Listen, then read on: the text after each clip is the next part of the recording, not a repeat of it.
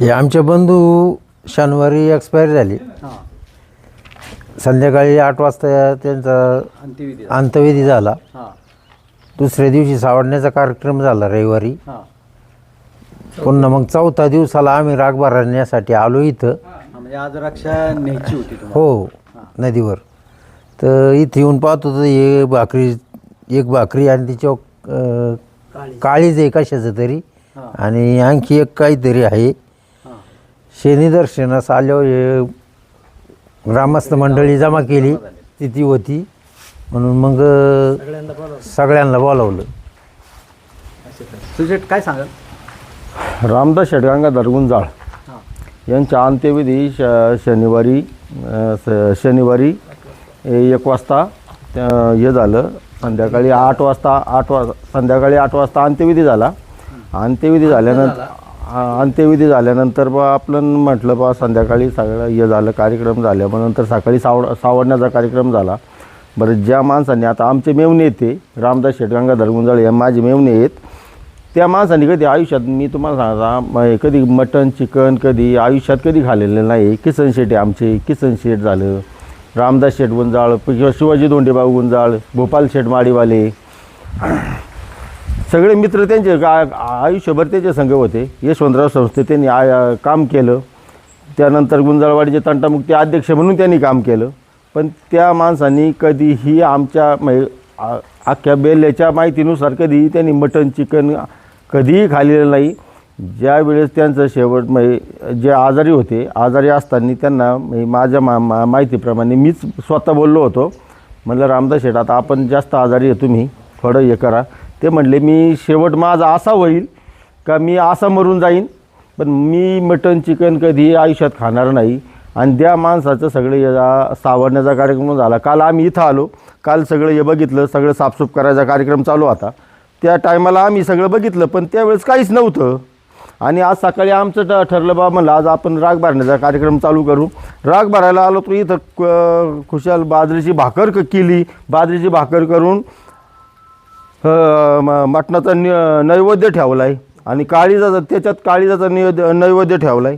त्या संदर्भात मग इथं सगळी चर्चेला उदाहरण आलं. चर्चेला उदाहरण आल्यामुळं आमचं म्हणणं आहे का बा, हे कोण जादूटोणा करणारी माणसं असतील किंवा कोणी बा, मी म्हणतो आमची असू शकतात. याच्यात थोडं साहेबांनी थोडी आम्हाला पोलीस स्टेशननी, आळापाटा पोलीस स्टेशननी आम्हाला सहकार्य करावं. म्हणजे काय होतं, हे परत आहे ना आमचं होऊ द्या, पण जे प्रत्येक पुढच्या पिढीला कुठलं काही होऊ नये. हे जादूटोण्याला आहे ना, पहिलं हे आहे ना, याला सगळ्या माणसांनी आवाज उठवावा हीच आमची भावनिक इच्छा आहे. रामदास शेठ, हे गावात झालेला हा प्रकार जो आहे तो कसा आहे? हा गुंजावळ म्हणजे हा प्रकार पहिल्यांदा झालेला आहे. हे समजा ही भाकर, ही काळीज असं करणं बरोबर नाही. तर याची कुठंतरी साहेबांनी कुठंतरी पोलीस स्टेशनने कुठंतरी दखल घ्यावी अशी आमची विनंती. तुम्ही काय सांगाल? हो, हे ना एकदम म्हणजे चुकीचं काम चालू आहे. काय होतं, हे अगोदर ईद केली ना, याच्यामुळं काय होतं माहिती आहे का, आता हे आम्ही सकाळी आलो नाही ईद, ही ईदले प्रकार बघितला तर म्हणलं आता याला नक्की काय करावं, हात लावावं का नाही. आणि हे असं जर चुकीचं हे प्रकार जर चालत झालं तर हे बरं नाही ना.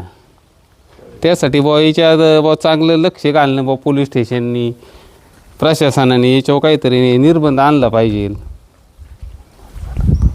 शेटगुंजाळ यांच्या आता अंत्यविधी झाल्यानंतर आतापर्यंत गुंजाळवाडीत कधीही आतापर्यंत नैवेद्य कधी चिकनचा मटणाचा कधी आतापर्यंत दिसलेला नाही आहे.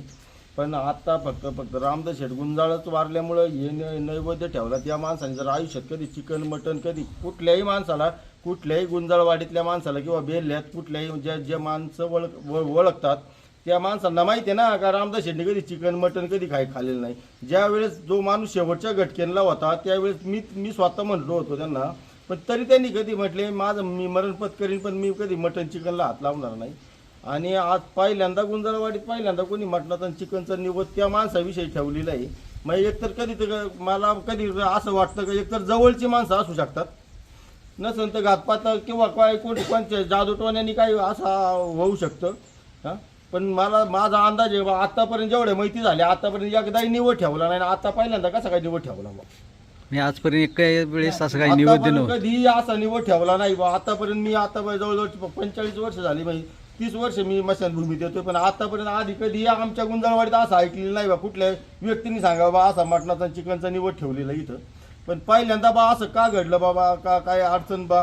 घरातली माणसं तर तुम्हाला सांगता, घरातली माणसं एकतर तुम्हाला सांगता जवळची माणसं असू शकतात, नाही तर हे जादूटवाणीतली माणसं असती तर हे कधीतरी आम्हाला आमच्या लक्षात आलं असतं. असं माझं वय, माझं म्हणणं आहे स्वतःचं.